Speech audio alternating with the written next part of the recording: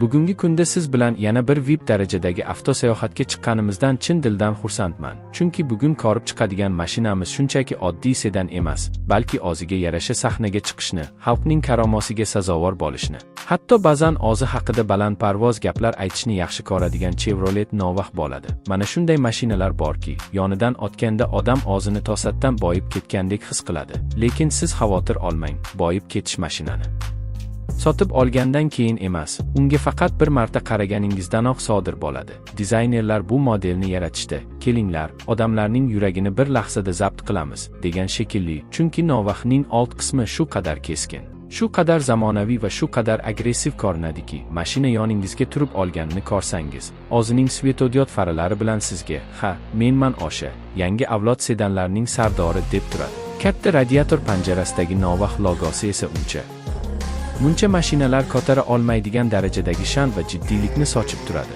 Xuddi shunaqa yirik panjara bilan har kim maqtana olmaydi. Bu esa modelga alohida bir kuch va monumental ko'rinish beradi. Yon tomondan qaraganda mashinaning uzunligi, o'ziga yarasha salobati va oqayotgan suv kabi chizilgan aerodinamik liniyalar uni nafaqat zamonaviy, balki haqiqiy kelajak mashinasiga aylantiradi. O'tirgan joyingizdan ham o'zingizni biznes klassga uchayotgan yo'lovchidek his qilasiz. Mashinaning orqa qismi esa ayniqsa alohida e'tibor talab qiladi, chunki o'zgartirilgan orqa chiroqlar juda ham nozik, juda ham zamonaviy va juda ham keskin ko'rinishga ega bo'lib, tunda yonib turgan paytida xuddi futuristik filmning bir sahnasidan chiqqandek taassurot qoldiradi. Ikki burchakli chiqarish trubkasi esa har safar gaz berilganida, "Ha, men hali yoshman, men hali kuchliman" degandek ovoz chiqaradi. Lekin juda madaniyatli, o'zini biladigan tarzda, shovqin solmasdan, ammo xarakterini yo'qotmagan holda salonga kirganingizda esa butunlay boshqa muhitga tushasiz. Qora va oq ranglar uyg'unligidagi luks interyer,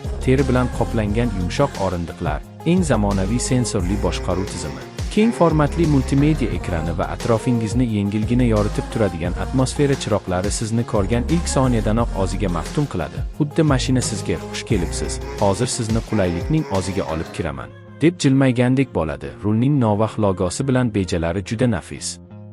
Markazdagi indikatorlar esa tezlik, yoqilgi sarfi va boshqa ko'rsatkichlarni juda yorqin va aniq aks ettiradi. Shu darajada ravshanki, ba'zan o'zingizni aviatsiya kabinasida o'tirgandek ham his qilasiz. Texnologiyalar haqida gapirsak, bu yerda barcha zamonaviy imkoniyatlar mavjud. To'qnashuvdan ogohlantirish, adaptive cruise control, 360 darajali kamera, avtomatik park tizimi, ovoz bilan boshqariladigan funksiya, hatto siz mashinaga havo sal sovuqroq bo'ldi, isitishni yoq desangiz ham hech qanday tortinmasdan bajaraveradi. Xullas, Nova haydovchini qiynashni yomon ko'radi. U haydovchiga yordam berish uchun yaratilgan. Dvigatel masalasida esa bu mashina shunchaki yumshoq yurib, jim ovozda harakat qilmaydi, balki quvvatni ham, tejamkorlikni ham ta'minlay oladi. Ayniqsa tezlanishdagi ravonlik sizni, voy, rostdan ham shuncha yumshoq bo'lishi mumkinmi, deb hayratda qoldiradi. Umumiy qilib aytganda Chevrolet Nova hayotda qulaylik, zamonaviylik va joziba izlaydiganlar uchun yaratilgan yirik sedan bo'lib,